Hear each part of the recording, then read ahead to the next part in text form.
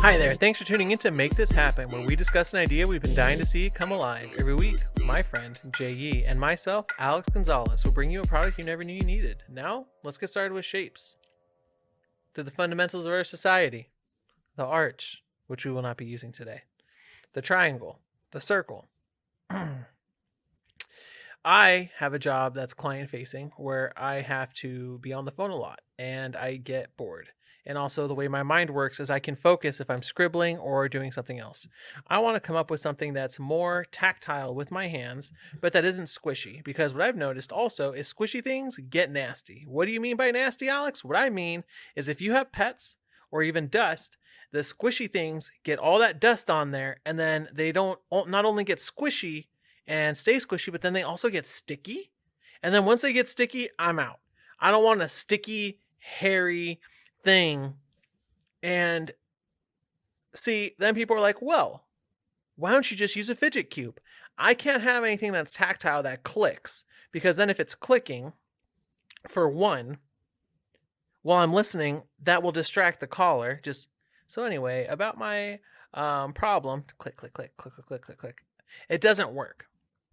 So I want something where there's going to be these triangle shapes or any other shapes that you can kind of mess with, move around, where you can be creative, make different shapes, possibly make art, while also kind of making puzzles. So it's going to be some kind of hexagonal structure that I think can piece together, maybe magnetic, so it doesn't have to make any noise unless you do it from far apart. And you can make new structures or do puzzles, and people can post online, and we can have a separate website where you can try to make those shapes yourself. What do you think, Jay? So what I'm getting is you want a fidget toy that acts as obviously a fidget toy, and also something that you could use to build structures and stuff. Kind of like a fidget toy I was obsessed with in college called the Buckyball,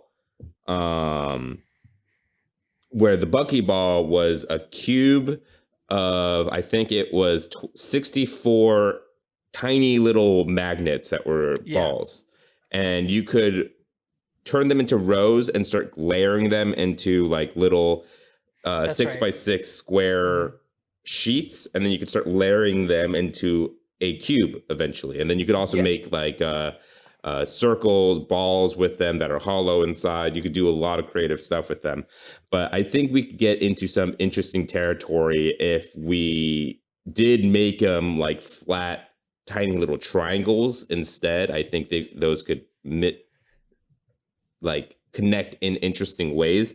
The only problem I see is the polarity of the magnets. Like each side isn't going to always connect. There's always going to be one corner of that triangle that won't connect the way you want it to another triangle.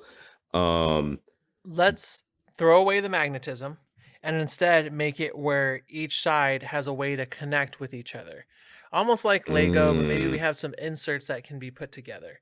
And also, what you're talking about is a product that I like, except if you lose one of those little balls of one of those little beads, it drives me insane. Because now happened to me. Yeah, I lost one Buckyball and then eventually two Buckyballs, and then it just became, this is useless. I have no use for this anymore. And so I threw it away. And those things are expensive, the Buckyball magnet cubes. Where I think with the triangles, you can still, or other shapes. Triangles are just easy because they're the foundation of most shapes. You can have triangles, you can have diamonds, you can make trapezoids through triangles, you can make squares. So it's easier from there. You can still do puzzle shapes, and you can still make interesting, cool shapes to display at your desk or whatever, while also posting it up and then trying to make other people's shapes, which I think is cool. Or just mess around by yourself and see what you make. How about this? We'll have a series of these, and then the name of each product would be the name of the foundational shape. First one, triangle.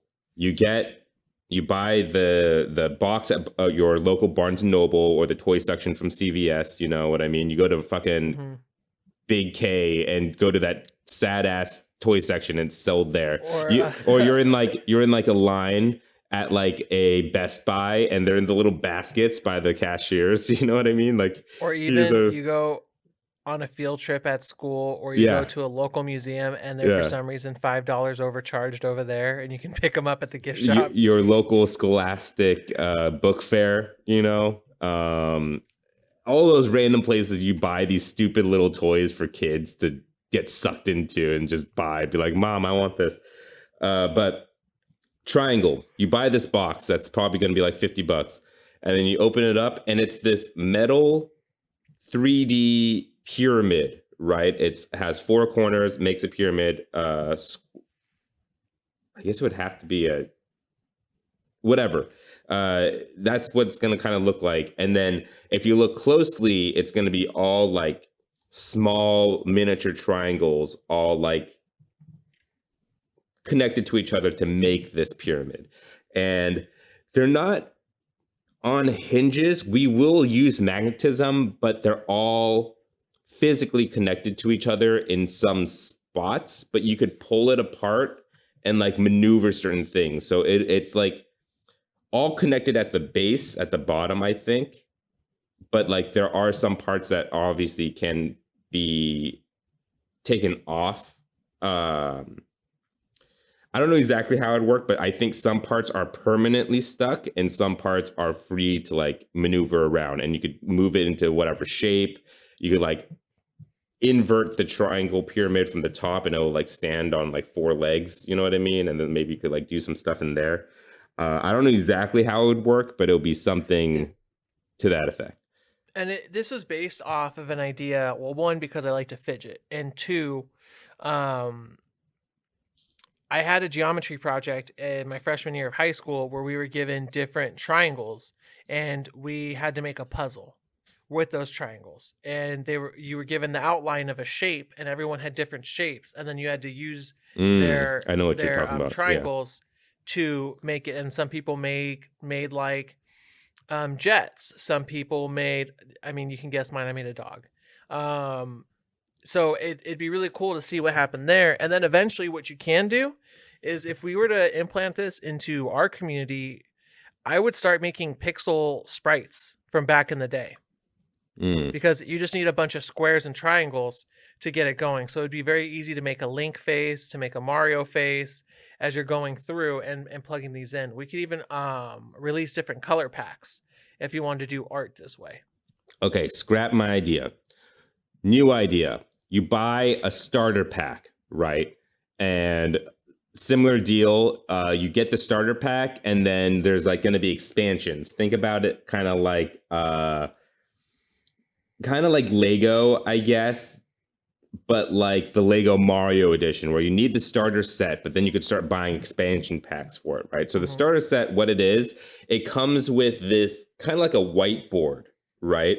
And the whiteboard, you could hang it somewhere or just have it down on a desk, kind of like a puzzle. And then it'll be that board itself is magnetized. And then you get a box full of tiny little magnet shape of whatever shape that you bought for that expansion. The starter might come with cubes, or it could come with triangles, whatever we decide is the basic shape. But they're going to be like flat metal sheets, and then you put it onto this whiteboard, and you use the whiteboard as a building base, and then it goes like up. And I don't know if this technology is possible, but if there's a way to turn off the magnetism off the whiteboard, like a little switch, maybe like a little electromagnet, right? Yeah, I guess so. You would just put in like this little flat batteries at the bottom, like 4 of those, and then like turn it on and off. 3 AAAs. We can eat the cost on that. I mean, we're charging them a lot of money for shapes. So I want this whiteboard to be kind of like thin, though. Yeah, you know what I mean? Okay. But that's just so these metal sheets, when you're ready to clear the board, you don't have to like rip your fingers and like trying to peel these things off the mat. You can just turn it off and then flip it upside down, and it'll all slide right off. I like that idea. I would want to make it a little thicker, because wouldn't it be cool if we added a light on there that changes different colors, so you can have a Oh, backlight to your creation. yeah. Maybe we could even have it. Because then, if the shapes are different colors, we can make them translucent different colors, and then shine a white light, so it kind of brings up the colors more. Yeah, I'm trying to think. Again, I do not know if this is technically possible, but this is going to be really expensive if we do this. But let's say we have that whiteboard made completely out of OLED, the top of it. We could have a setting inside this OLED screen. There is haptic and touch sensitive technology. Think about like force press on an iPhone or something, right? And when you lay down individual things on it, like let's say you're doing it flat, of course, since it's magnetic, you could like start stacking them on top of each other. But let's say you made a flat image. Because it's OLED and it has force sensing tech, it should be able to know where individual shapes have been placed, and then it can light up those certain areas because it's OLED, so it has pixels on like every single surface. So like, But if we go OLED, now we're making something that this is exclusively for adults mostly. oh, parents would never buy this for their kids. This is all of a sudden like this is like a 300 cool fidget toy. techie desk thing, you know? Yeah, it's definitely a really pricey, expensive desk toy. It's essentially, you know what it is? It's an adult version of, remember when in like the early 2000s they had it was like a Connect 4 looking thing that stood up, and then you put little pegs in it and it lights Oh, up. you're talking about Light Bright. And it lights up those little pegs. I don't know what that's Light called. Bright. And then what I think we could do is we'd have to have like commercials and marketing where instead of like a bonsai tree, we make a triangular bonsai tree, or like we'd have to make like things harkening back. So it'd be like a robot or different stuff of that nature in there. Do you think so? Because it's magnetic, you can build up, but I think our general marketing would be make flat art pieces, kind of like as if this was a refrigerator face. And there's nothing really stopping you from just putting these. Oh wait, no, because the shapes aren't magnetic. It's the board that's magnetic. Right. And then maybe we could even just have cheaper options. So we'll have the fancy high-end OLED can sense individual pixels, and you could like press on each shape and it will change the color of the shape. So you press the shape once and it changes like white light. You press it again, turns yellow. Press, and then we'll have like a RGB like scale of colors every time you touch it. Maybe we'll even have an app, and then it'll be crazy.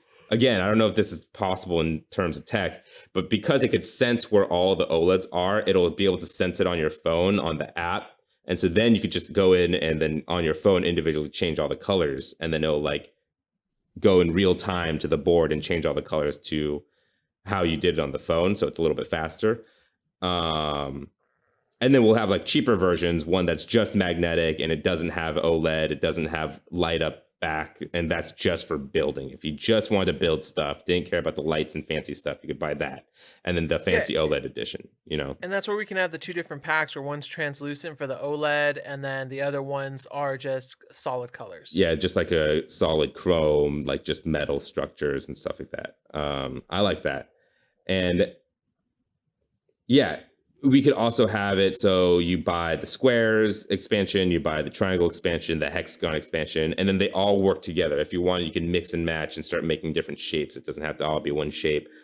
And the OLED fancy edition with the Bluetooth and all that stuff can talk directly with your phone and all that. Yeah, that sounds crazy. It reminds me of a toy that I've always wanted to buy at Barnes & Noble that's similar to the Buckyball, where it's a magnetic base and a bunch of paper clips or something. And it's like you can mold it into whatever shape you want. It's kind of like that, but upper scale of it. Right. And I think it would be something that would be really fun, especially if you're just at your desk or you're creating, but it doesn't use the same like brain processes that you would need for listening, speaking, or anything like that. It's just something that mindless, because some people's brains just happen to have to run at higher RPMs for some reason. The same way I can't really watch TV unless it's something really compelling without playing video games. Or vice versa. If there's a game that's really boring, I need TV. So this would help me with that, while also I think maybe encouraging kids to have fun with shapes and help with geometry. Agreed. Who could create this? Scholastic Arts. Make this happen. Thanks for listening. If you have any suggestions or products you'd like to see talked about, feel free to write in at @poundgames@gmail.com. We have a Patreon. If you'd like to join that Pound family, come find us at patreon.com/wearenotgamedevs. Patrons receive episodes 2 days early, meaning Make This Happen gets to your ears that much sooner. If you enjoyed our show, take a second to give us a review. We're on Apple Podcasts, Spotify, Google Play Store, and more. Catch you guys next Sunday with Jay's idea. We're finally doing it. We are doing Pokemon. Pokemon!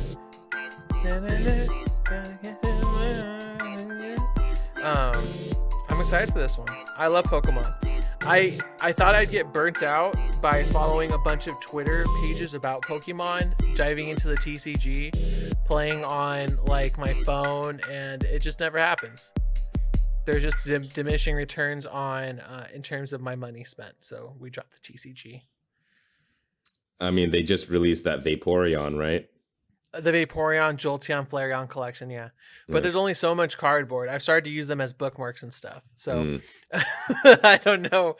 And then you can sell them back to a flea market at a fraction of the price. But I'm not a fan of gambling.